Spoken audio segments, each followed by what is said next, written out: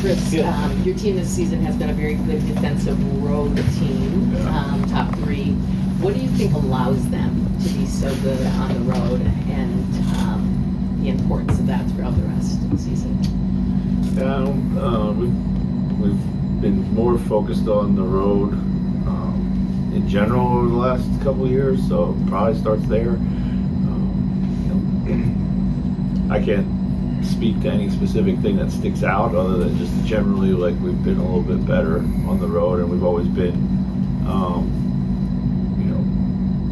a good defensive team, so generally that will travel. We've had some kind of indifferent starts defensively at home at times, so that's really kind of weighed us down, so probably something around that.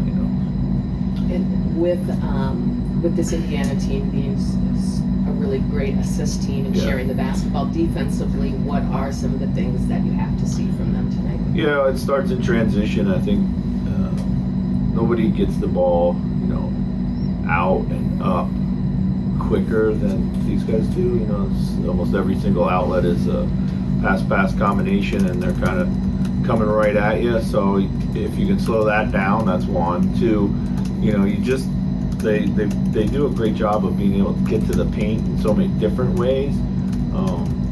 Ball contain is huge because a lot of it comes from just their ability to get it up, get to the heart of your defense, and then start a chain reaction, and then everybody's a threat. So that's where, to me, the game lies. If we were able to kind of slow them down. And has the wrap on his thumb. Is he good to go today? Game time decision. When the offense was clicking as it was, and maybe guys were getting a little more sticky with the ball last week, what are the one or two things that you try to do to reignite the movement? Tried to inject a little bit more pace. I think when we play faster, we generally have a quicker mindset, to move the ball quicker. It starts with Ant and Julius. Just got to keep reminding them. They draw a lot of attention, so when they do it, just continue to make the right play. I think we've been playing extremely well offensively for a while, and as a result, we've been getting to the free throw line, making open shots, creating open shots before all that, getting to the offensive glass, doing a lot of those little things. I didn't think our offense completely bogged down or fell off, but I just didn't feel like we were doing enough of the little things like crashing and getting out in transition like we had been. So a lot of it's just on the edges and the margins. We also missed a bunch of shots. We missed a lot of open shots too. So the other night they went in, and last week at times they didn't go in. How bought in or how invested are the guys you sense being on the team, just in standings watching, whether it's the Warriors, the Clippers, or the team? We go through it, every so often. We paint the picture for them. They know what's going on, but ultimately we just keep trying to focus on ourselves, and none of it matters unless you win games. That's what matters most, is take care of your own business, and everything else is kind of a benefit. Mike has looked fresh. He's been real efficient since the All-Star break. How much of that is Mike? How much of that is by design in terms of a system to make sure that he's getting stronger? Yeah, I think there's a couple things at play there. One is, he was so banged up through coming into the season, even, and then throughout the season, probably took a bunch of hits, and he had the hand injuries before the All-Star break. And so I think for the first time he feels really good just from a physical point of view. We've done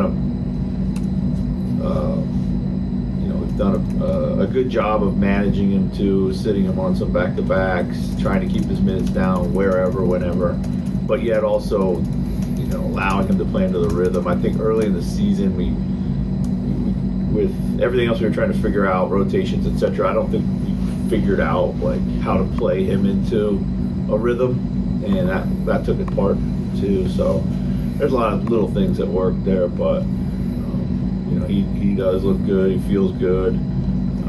The last few times that we've kind of rested him.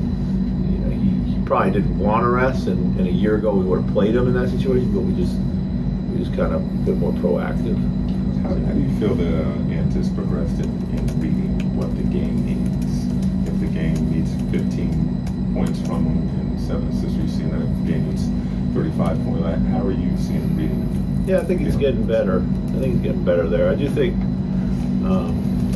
we saw it last week. I thought the game he played on whatever it was, Friday night, was really good. He just got back to giving us whatever the game needed. He didn't score. He didn't necessarily score a ton, but he made all the right plays, and it led to really great offense, and 40 assists, and a lot of that stemmed from him and his decision making early. I think at times he's predetermined things. We talk about that a lot, but he's gotten better. I think the recognition is better. When he's doing that, he's just had so much confidence that he feels like once he starts on a hot streak, he can stay on it.